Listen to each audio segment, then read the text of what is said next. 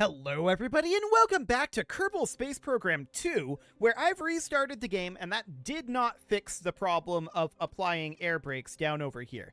I went into mirror symmetry mode and put all of these on manually, so deploying them might be a bit of a mess, but that's what we've got. So we're just going to put this out on the pad, see if anything blows up, and of course we'll be heading on over to Orbit of Eve, and we need to test this out.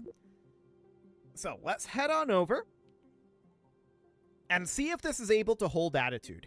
If it is, the next question is, does this create enough drag? Which I have no idea. In theory, it shouldn't. But does this create enough drag for us to, and we need to do Orbit of Eve, does this create enough drag for us to not have our heat shields burn off? Fingers crossed, we'll find out. It's a lot of air brakes, to be sure. I have no idea what the aerodynamic physics model will make of this design. It shouldn't make a lot of sense. But it might. We'll find out. So we're going to fire up our engines here. And of course, start our deceleration. Cool. So deceleration is, of course, continuing. And we just need to get ourselves down to a low enough periapsis here. That'll be fine. This thing is getting increasingly insane. There's no doubt about that. But while we are waiting here, we can deploy these guys, and that deploys all of those. Okay. Now we can deploy these. And then these. And then these are going to be pretty tedious to deploy, I think. Because these should deploy, yeah, we're going to have to deploy an awful lot of these air brakes. Okay, so every single one of these is going to have to be manually deployed for now. I'm not sure if does KSP2 have action groups? We might be able to do this as an action group. I would have to learn how to use those. I've never actually done it, but that might be a possibility for this. But there we go. Cool. So that's fine for now. Let's get this heat shield extended. And this could be very interesting indeed. So we're going to extend this heat shield as well. And this heat shield. Cool. There we go. So you can see that these are completely covered by the heat shield. And in theory, they shouldn't do anything. Based on, like, actual models of aerodynamics. But this is Kerbal we're talking about. Let's get rid of this engine. There we go. And now we need to extend out this heat shield. And then we just need to get ourselves into the atmosphere proper. So we're going to be going down into the dark side here, of course, which is not necessarily ideal. But let's just get ourselves into the dark side, and we'll have to turn back over. We're going to be in a much better attitude when we actually place this in the atmosphere in reality. So this is going to end up being a bit of a more stressful stress test in theory, which is exactly what we want. The real question is, do those air brakes solve both of our problems that we were having, our heat shields burning off and losing attitude in the yaw direction? Does this solve both of those with one stroke? That would be amazing if it did. I would be surprised. I'll put it that way. I would be a little surprised if this fully solves those issues. But for now, we're just continuing to cruise through on a rather low frame rate on 4x time acceleration, because I want to get through this as quickly as we can. I would love for this to be the final test of the re-entry system. But I'm not convinced it will be. After we're done with this, of course, we need the delivery system. And that is going to be the system that delivers this to Eve, to specifically an orbit very similar to what we were in when we started this. That would be the overall concept. But first we have to survive a re-entry. Just one. We just need to do it once. Prove that this system is indeed viable. So for now, we appear to be holding pretty much dead center. I'm noticing we are attempting to counteract a roll. Again, as I said yesterday, roll does not matter particularly much. Okay. So we're definitely starting to see some heating effects here. Things are starting to heat up a bit. This is not surprising. We're at about 80 kilometers above the surface. And we're still moving very, very quickly. Keep in mind, as I said yesterday, this is a huge, huge amount of mass that we're asking to be aerobraked. That is a very difficult task.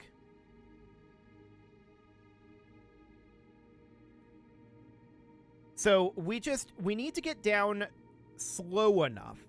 And one thing we could always do is take multiple aerobrake passes. We could have it dip down so that it's just at like 80 kilometers and then it goes back up. So it would be going back up at this point. That would require many aerobrake passes, but it would be a much safer approach than dipping down this deep into the atmosphere. So that is an approach that theoretically could be a thing. Theoretically. For now, we're going to leave this be and hope that this is fine. That would be nice. I'm watching our time to periapsis here. It is going down at this point. However, I don't expect it to continue to go down too much. We definitely have a less aggressive curve on the atmospheric density, but we're losing yaw. Hang on. We're definitely losing our yaw attitude again. Now, I want to ask a question, and that is, why is this happening? Under what circumstances is the aerodynamic model deciding to increase our surface area? That I don't know. What I can tell you is that this is a catastrophic failure.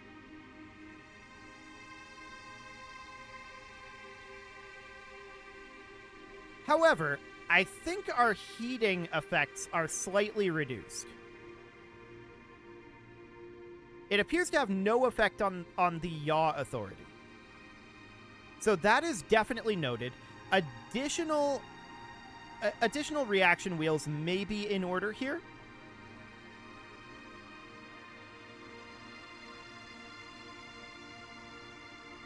Potentially. This is wanting to flip all the way around like this.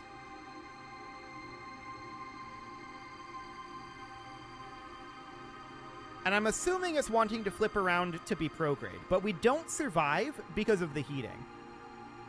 And kaboom. So that is understood.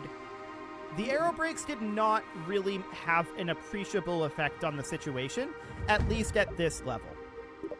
At this part of the setup. So we're going to want to let that drop down. I think we should probably consider just getting rid of the aerobrakes. They're probably more performance problems than they're worth at that point, since they made no measurable effect there. So let's get rid of them, and that's not going to be the way forward. Okay, I had hoped that they would solve both of our issues there. Unfortunately, they didn't. And I think what that ends up meaning is we have to take a safer approach. We have to go not quite so deep in the atmosphere. It's very unfortunate. Very unfortunate indeed. But I think we have no choice. So I'm going to pop this off here. We're going to pop both of these off as well. And we're going to put some additional stabilizers in here. I want to run one more test here before we decide to completely give up on the going deep in the atmosphere plan. Actually, I don't know that there's a point as I think about this. Yeah, I don't know that there's a point. So to that end, what periapsis do we want to target? We need to make that determination. As a kind of silly question, what if we targeted 80 kilometer and then at the periapsis, we burned with this engine? That might be an interesting concept, actually. Let's put this out on the pad. because we are in a roughly, or well, we're in an exactly circular orbit at like 106 kilometers. So that is a very interesting concept to me, because we could maybe make it so that there's not all those aerobrake passes. We just essentially circularize at 80 or very close to it. Let's try that. And that means that we're going to spend a lot more time higher up in the atmosphere.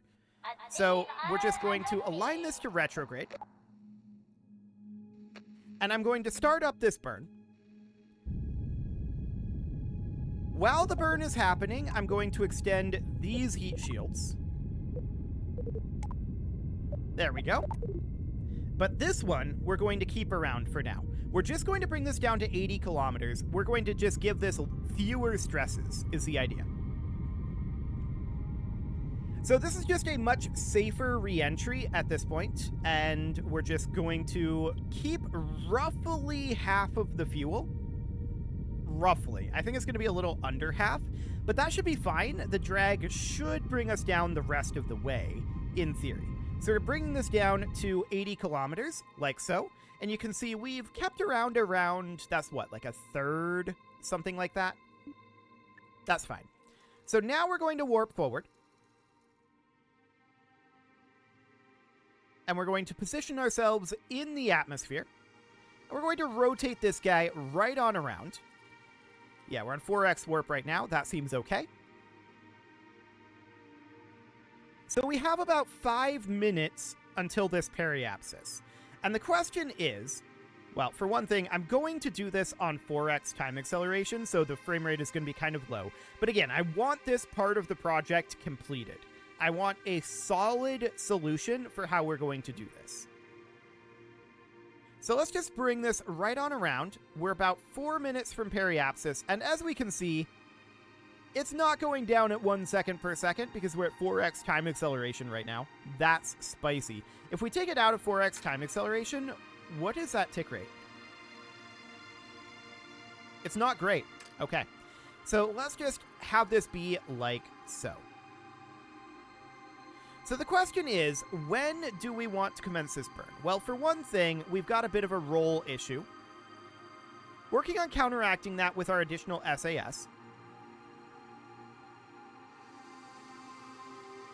But that is not pretty. Okay. Working on holding us here, hopefully. Overshooting it a little bit. I'm not too concerned about a little bit of overshoot. So this seems reasonably fine for now. Okay. We're now allegedly 4 minutes from the periapsis, and we shouldn't be seeing super significant heating this time, because we just want to cruise forward to the periapsis. So this is mostly just a different descent profile, right? We're treating this a little bit more like it's KSP-1 in terms of the way that the atmosphere is set up. Although in KSP-1, I would have targeted like 85 kilometers as the periapsis. It's way thicker up at the top. Like it gets way thicker way more quickly. No doubt about that. But this is looking quasi-decent. We've already lost another 100 meters off of our periapsis, and we don't want to commence our braking burn just yet. So we're just keeping around that extra 23 meters per second. It's not a lot of meters per second, to be sure. The next question is, are we able to hold attitude up here with the additional SAS? And I think the answer to that is likely to be yes. If not, the gimbaling on the engine will likely help us hold attitude. As long as the engine lasts anyway, which is probably not going to be tremendously long. I mean, we know it's not going to be tremendously long.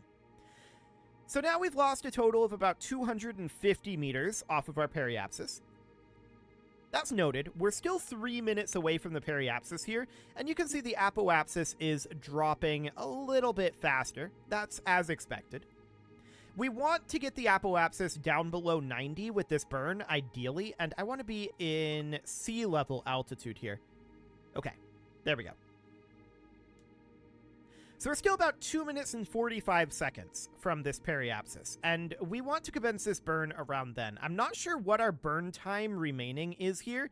KSP1 would have told us that. KSP2 does not. So we're just going to have to wing it, and I'm going to start this burn at maybe like 15 seconds from the periapsis or so. Something like that. Should be reasonably fine. We're still 2.5 minutes out, so this is definitely a little on the slow side. We're 82 kilometers and starting to see some heating effects here.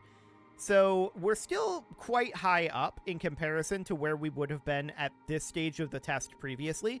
And this means that we're going to be losing a lot less speed, but this also means that there's a huge amount more atmosphere between us and the ground. So basically what we're doing is we're buying more time for the atmospheric drag to slow down our frankly insane amount of weight.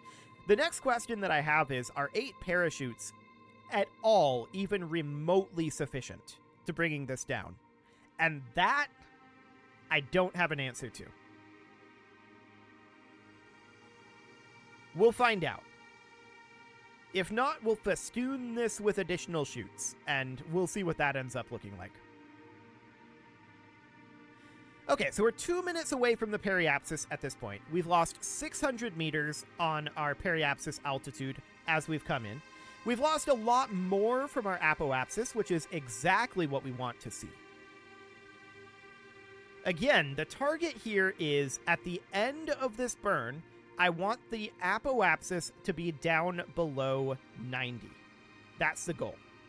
With any luck, that will happen, and we'll be able to try a proper attempt here, remaining much safer and higher up in the atmosphere. Okay, so we're currently at 103 kilometers for the apoapsis, with about 1 minute 30 left until this burn, approximately. Again, I'm not sure exactly when we need to do this burn, but I'm going to start at probably about 10 to 15 seconds before, something like that. So we're currently passing 80 kilometers. Are we holding attitude? The answer is yes for now. This is looking like a much more significant test, a much better test. We're not seeing any heat gauges at this moment.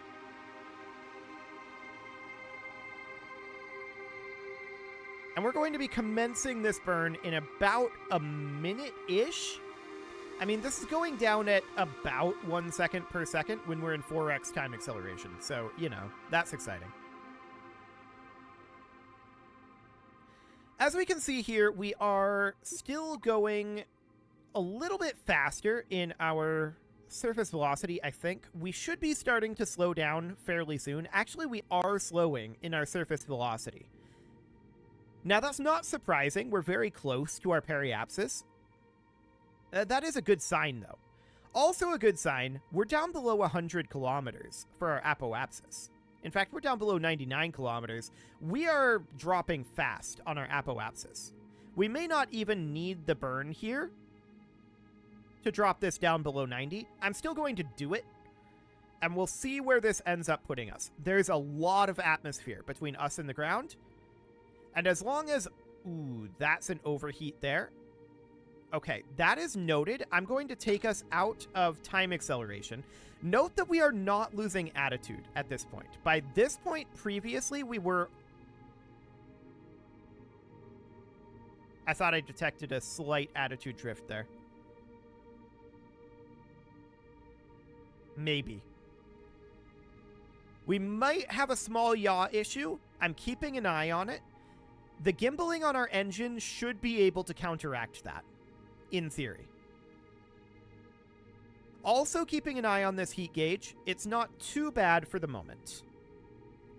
Our surface velocity is still going down. However, we are going to drop a few more meters. Not that many more meters, though. This should be relatively safe. And then we're going to lose about 23 meters per second. Not the most efficient burn in the world, but we're currently about 15 seconds away from periapsis. I'm going to take it to 10, and then we'll start this burn. So, 3, 2, 1, mark. Commencing burn.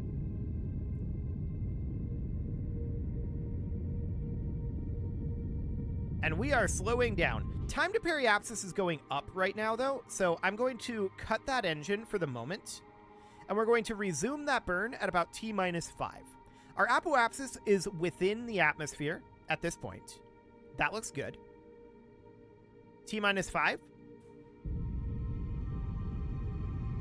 And holding. 4. This is good. Oh, now it's going back up again. Let's let that drop back down. Hello, sunrise. Okay. I'm not a huge fan of this heat gauge. Keeping an eye on that. 5. 4. Second heat gauge. Gotcha. Still at 5 seconds. 4. We're about to pass our apoapsis and periapsis. I think we need to burn this now. Yes, our periapsis is going to be pushing out. That's okay. 4, 3, 2, 1, 0. Let's ditch this and extend our heat shield. Okay. I don't know what ditching this in atmosphere is going to look like. Could be very interesting indeed. But this heat shield is now extended, giving us additional drag, and we slowed down a decent amount. The real question now is, are we going to have these burn off? Looks like we do have a decent amount of drag compared to this, but it's not, you know, huge. I think that we're going to have significant heating issues still.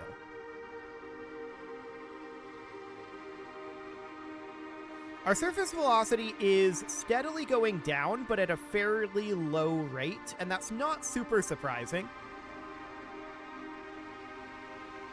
We have a lot of mass here. And reducing this mass is very, very complicated. Now, we should probably have our drogues and our mains be in different things. Different stages here. But again, I'm not sure about the quantity of these. Okay, so these are the radial mount parachutes. Yeah, that's these guys. Okay, so that seems fine. I'm going to add in a new stage here. We're going to move the radial mount chutes to be there. Okay, we're definitely slowing down in comparison to this. However, I have serious concerns about the state of our heat shields. We'll see if they survive. We are slowing down, but at a fairly marginal rate, and we're going down into the atmosphere. Like you can see here just how thin the atmosphere still is here, based on the atmospheric pressure gauge. We have a long ways to go on that. So the question is, are we going to get slowed down enough? Wait a second. I'm 95% sure this heat gauge went down.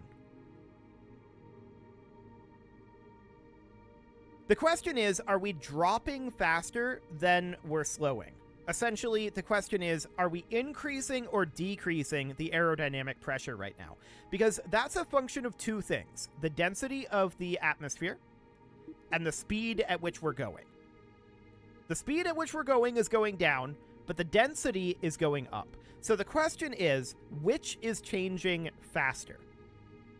And that I don't really have an answer to at this moment. We're going to continue to head forward here at 4x time acceleration.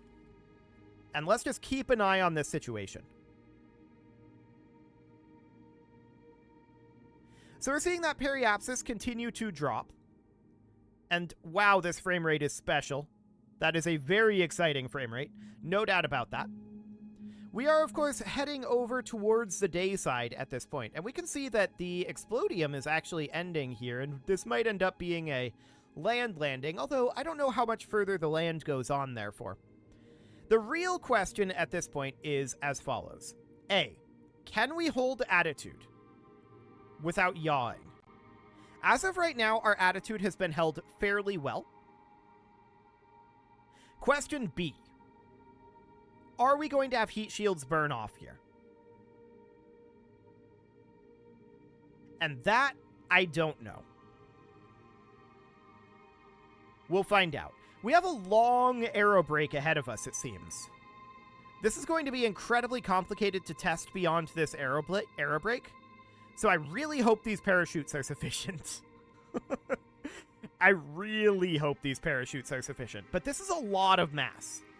This is a crazy amount of mass. So I guess we'll see. We are, of course, going down, and we will always be going down from here on out. There will be no going back up. So that is definitely the case. We can see here, well, actually, our time to periapsis is decreasing, but it's not going to be going back up. We're not going to pass the periapsis and go back up. That is not going to be a thing. So I'm keeping an eye on those heat gauges. This one here is the most concerning.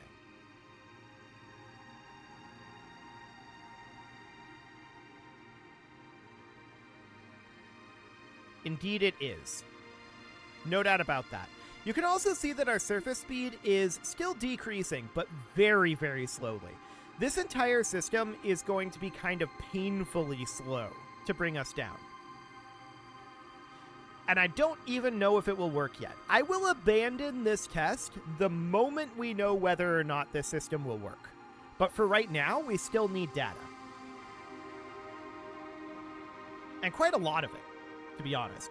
We've lost like 0.5 meter per second. The thing about this is an incredibly heavy payload to drop, right? And arrow braking is useful, but it's most useful when you have a light payload, which I would prefer. But we need an incredibly heavy payload to get 10 Kerbals down to the surface and back up. It's very, very heavy. No doubt about that. I am not convinced that this heat shield is going to survive. If it does not, what is the plan? That is the question that needs to be asked now. And the answer to that is something.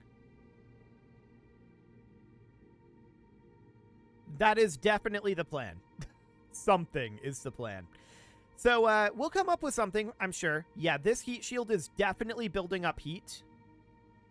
If that fails, what is that going to do to our attitude? I would like these heat shields not to fail because I'd like to use them as flotation devices. So there's that. But this heat shield is definitely not going to survive at this point. The others will likely follow suit fairly quickly. We're not decelerating very quickly. And again, I can't say I'm surprised about that. This is a huge amount of mass, and this is a lot to ask of any aerobrake setup. The only question is, how long will this heat shield last? And the answer should be not very. And this will cause all sorts of problems for us, theoretically. We're going to lose some of our power. We're going to lose some of our SAS. And we're going to get off balance. There goes that heat shield. There goes the SAS. And now we see these heat shields gearing up for failure as well. So there's too much heat coming in here. We're asking too much of this right now. Obviously, we're losing attitude. As I said, our drag would be awkward at this point. This isn't surprising at all. So we can definitely angle to have this be even safer and give it more time. Alternatively, we could rethink this approach somewhat, and I think that's probably the best way to go. Obviously, at this point, we've got a catastrophic failure occurring.